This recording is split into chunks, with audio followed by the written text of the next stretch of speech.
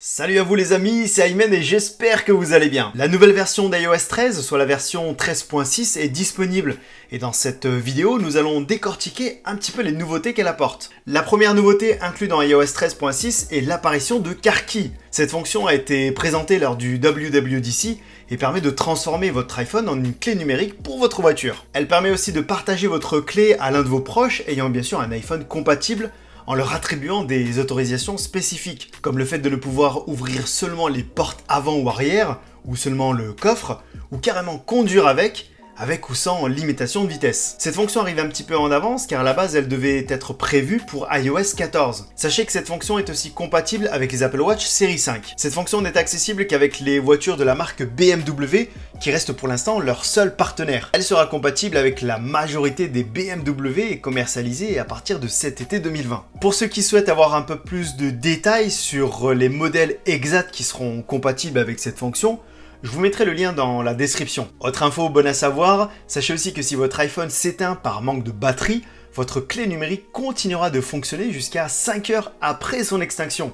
De quoi avoir le temps d'ouvrir sa voiture et de recharger son iPhone à l'intérieur. La deuxième nouveauté concerne l'application Santé. Vous pouvez maintenant décrire les symptômes que vous rencontrez directement dans l'application. Quand on rentre dans la partie symptômes, vous verrez une grande liste de différents symptômes que vous pourriez avoir. Après avoir sélectionné un symptôme, vous pourrez même y préciser l'intensité des douleurs et vous pourrez même y préciser l'heure à laquelle vous les avez eues. Ces informations pourraient être utiles pour votre médecin, mais aussi pour vous, car ça pourrait vous permettre de garder une trace datée de ces symptômes. Et enfin, cette troisième nouveauté concernera les mises à jour automatiques, car un nouveau réglage fait son apparition. Vous pourrez désormais choisir de télécharger les nouvelles mises à jour sans les installer automatiquement, et de ce fait, bien sûr, vous les installerez manuellement quand vous le souhaiterez. Si vous choisissez les installer automatiquement après leur téléchargement, votre iPhone le fera seulement de nuit et à condition qu'il soit connecté à un réseau Wi-Fi et branché sur secteur. D'autres nouveautés ont été fournies dans cette mise à jour, mais ne concernent pas vraiment les iPhones français. Pour vous expliquer en bref,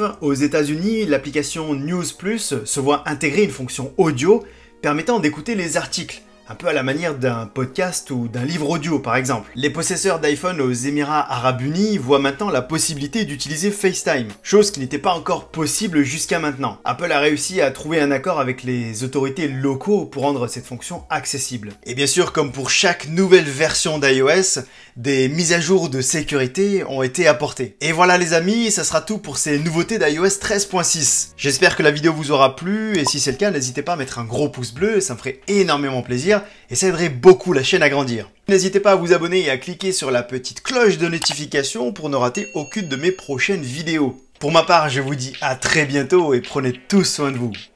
Peace!